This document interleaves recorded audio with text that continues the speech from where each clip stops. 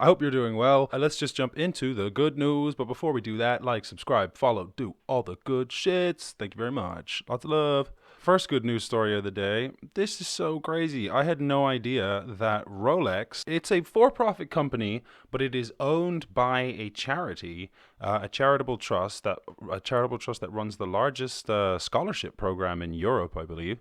And they have all of these projects that they run all around the world. So Rolex's profits all go to this not this foundation, and this foundation works to do a bunch of different things around the world.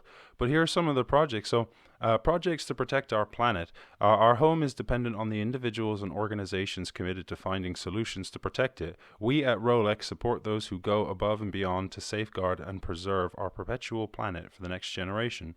So they just have all of these different projects. By the way, as a web designer, this is a fucking beautiful website. Oh my gosh, look at this. But let's see what some of the things they got going on. So, a 1993 Rolex Award laureate, Forrest Mims, decided to act upon learning of a precipitous decline in ozone concentration in the stratosphere.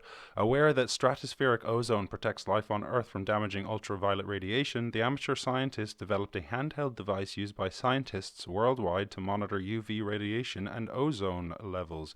Very sick. What's going on in California? A 2019 Rolex Award laureate, Miranda Wang, has found a way to transform previously unrecyclable plastic into virgin quality building blocks for a circular economy. Should her company Biosolation succeed, a third of the world's plastic landfills has the potential to be converted into essential consumer goods within our generation. Very sick. Good for you, Miranda. What's going on in the ocean?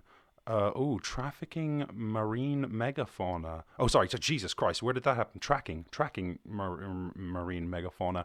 A 2012 laureate award thing. Barbara Blocks hopes to engage. Barbara Blocks. That sounds like a superhero. Barbara Block, the incredible strong woman, hopes to engage the public in protecting our oceans by tracking large fish. Driven by a lifelong passion for the sea, the marine biologist is compelled to discover all about species such as tuna and great white sharks, along with their remarkable feats of physical survival in long distance navigation. Must have been a slow year.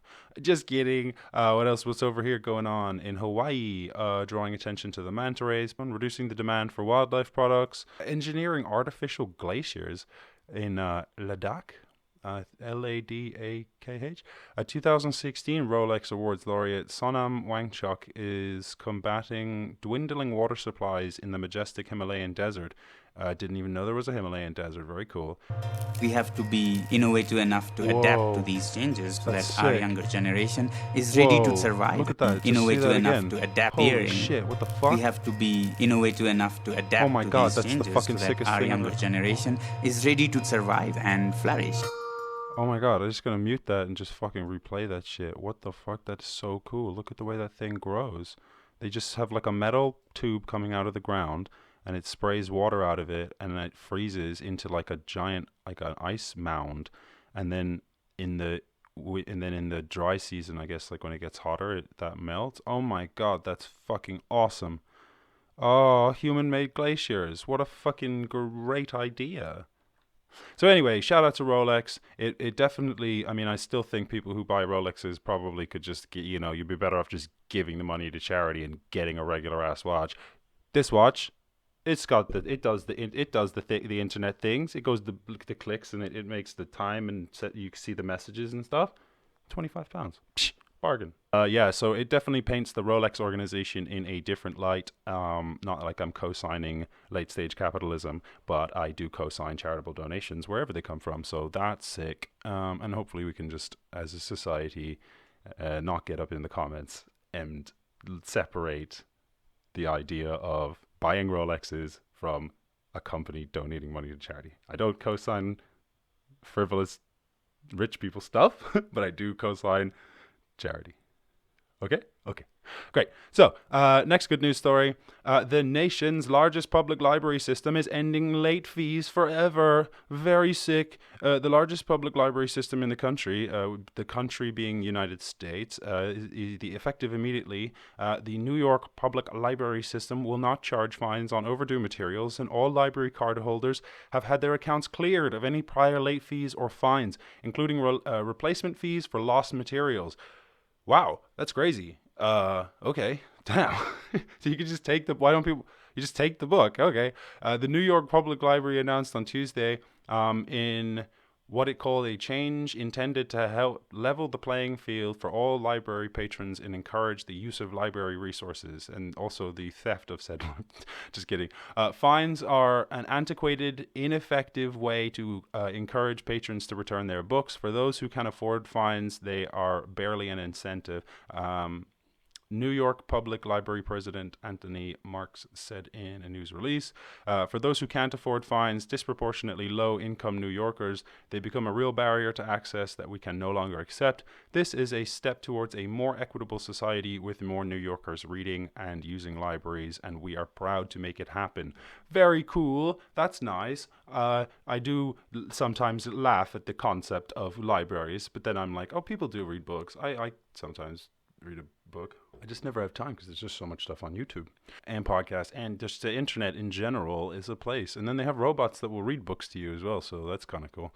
Next news story of the day. On a totally unrelated note, New York Public Library is now out of books. Anyway, on to the random question of the day.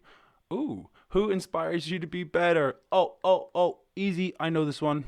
My girlfriend is incredible. She's the best, and she's younger than me, and I'd be for sitting here like, oh Jesus, am I gonna be able to catch up? I don't know if maybe fuck. So, she's awesome, and yeah, and I have the utmost respect for her, and honestly, like back in the day, like I used to I don't know, you have people that you're like, celebrities, like, yeah, that person's cool, or, that woman's cool, they did that cool thing, and like, but then, I just kind of given up on the concept of like these people often that did, because you judge people for whatever it is. Like, I just like to judge, if I just try and separate the music from the person, or the fucking art from the person. Not that I would co-sign people doing awful shit or whatever, but more I'm just like, I'm trying to give up on the idea of thinking like, oh yeah, that person's a good person and a respectable person because they made that music I like, or some shit. Because then it'll come out and you're like I bet you people, hella people at one point in history, like Michael Jackson was like their idol and they like respected him. Maybe not, he was always a bit of a weird person, but you know what I mean. And then it turns out you're like, oh shit, right, like, oh, that's crazy. It turns out that person was a murderer, or like they fucking beat their wife or some shit. So I'm just like, I don't know, like, I think it's probably better to try and avoid respecting these people, but just like enjoy their art or their music or their speech or whatever it is, and just kind of have that in isolation.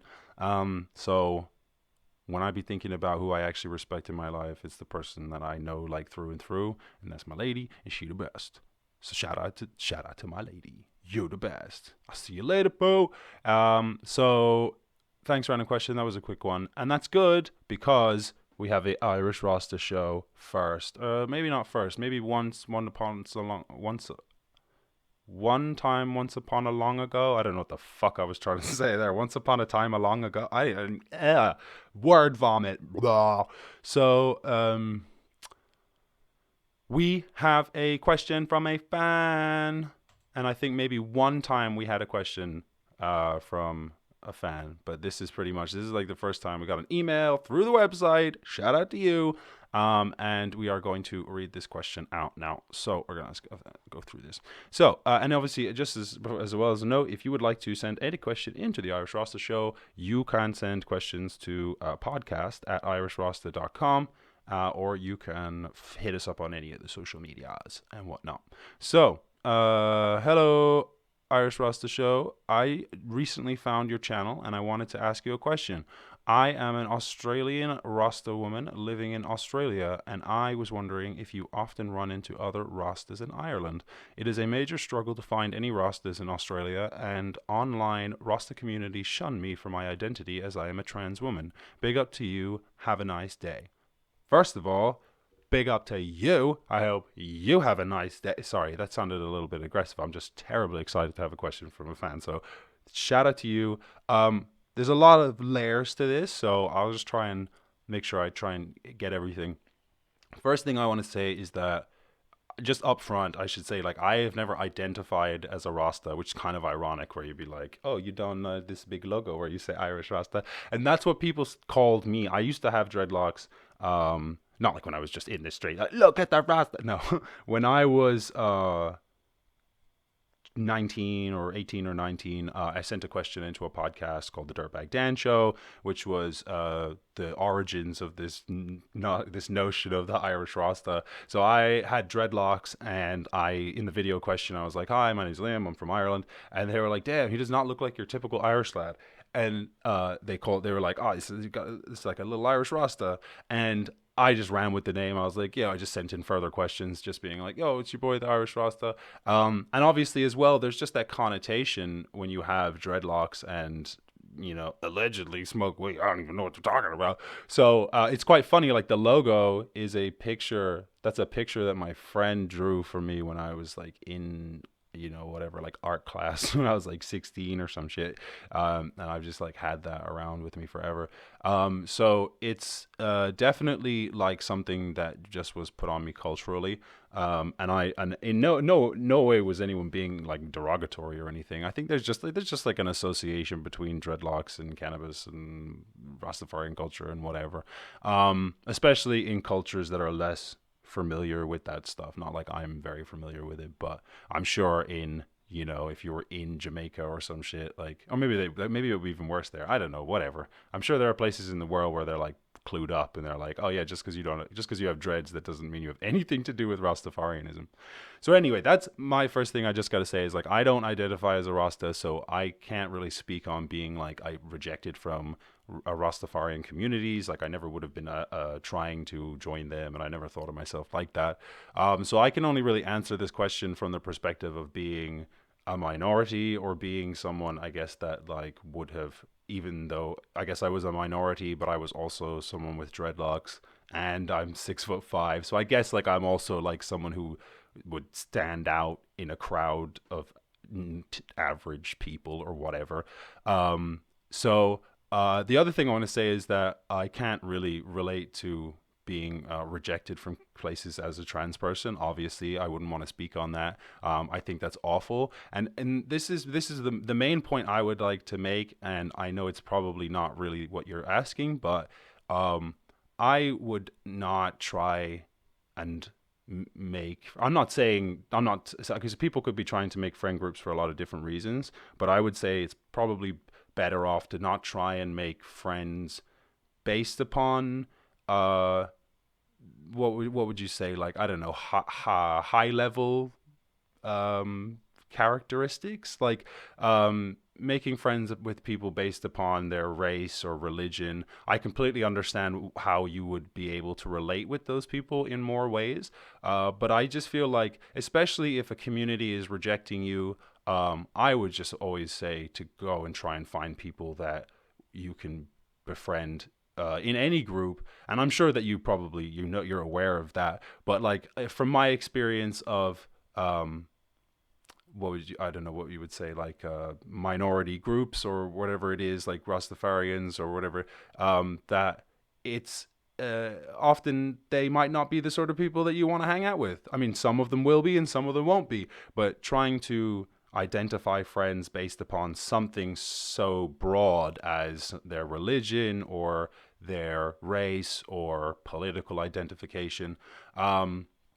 So I have just always tried to just make friends with people that I relate to, and I've always tried to do my best to just not really make race or religion or cultural identity even really a factor, and really just try and make social connections based upon my beliefs and my actions and my hobbies, interests, and that kind of thing. So I never ran into anyone who looked like me when I lived in Ireland, ever. The black population in Ireland is like less than 0.5% or something. It's and in I grew up in the rural countryside of Ireland as well, so the black population out there is significantly lower. I'm sure the cities are making up for the most of the average. I'm sure it's probably like 1% in cities, and like probably like a 0.1% in the countryside. So like, yeah, that sounds about right, because in my town, or in like a 50-mile radius, there was only like 5 black people. So it was like my dad, my two brothers, and then one other person. So that's like, and that would have there would have been probably like 20,000 people maybe. So like 5 out of 20,000. So there you go. So like I mean, I guess for me it was never even an option. So that's really the only advice I could give, would be to try and relate to this. Try and find your tribe, based upon, the things that you really find important, day to day. And I can't, again, maybe if that is Rastafarianism, then uh, it's hard for me to speak on. I wouldn't know how to go about that, but I would just say that, like, if you believe in Rastafarianism, and you also just want to live your life and be happy, like I think it's you would be better off going and finding friends, and that are based upon any kind of, just be based upon your interests or your hobbies, or at work or wherever, and then just practicing Rastafarianism yourself, or trying to find people who are also in a situation. Like, you could always start a podcast about trans Rastafarianism. I have no idea how much of it that is a thing, but that's always another option, is find your community online, or find people to relate to online. um and I see that you could say that I see that it says that online communities shun me, but hopefully you could make your own online community, so if you can't, if you find that you're being shunned from online communities, or that you can't find one, you could always make one yourself. So that I definitely ranted a lot there, but I hope that that goes some way to answering your question, and I really, really appreciate you sending your question in. So I best of luck with everything. I hope you find a way to sort everything out, and that you find what you're looking for. And thank you very much for watching and all that good stuff. Thank you so much for showing up. Thank you so much for doing the damn thing, as per usual. If you're here, thank you. You're the best for watching to the end of the video. But you could also do all the good shits. You could like, you could subscribe, you could follow the IG, you could follow the TikTok, you could follow the fucking, I think there's a Facebook now. And that you can find all of that stuff. Links in the description, but you can also find it all at irishrasta.com. Damn, we got a shop now. You can get the Hug Life design. This is my personal design. I made this, and if you would like to get it on anything, you can. You can get it on you can get it on a desk mat, you can get it on a t-shirt, you can get it on a tank top, you can get it on a dress, you can get it on a bath mat, you can get it on a bath shower, you can get it on your bed spray, you can get this shit anywhere you want to. So thank you so much, and if you want to check that out, it goes towards the supporting the lifestyle that supports the show, if you know what I mean. But other than that, I will catch you in the next one, and peace out.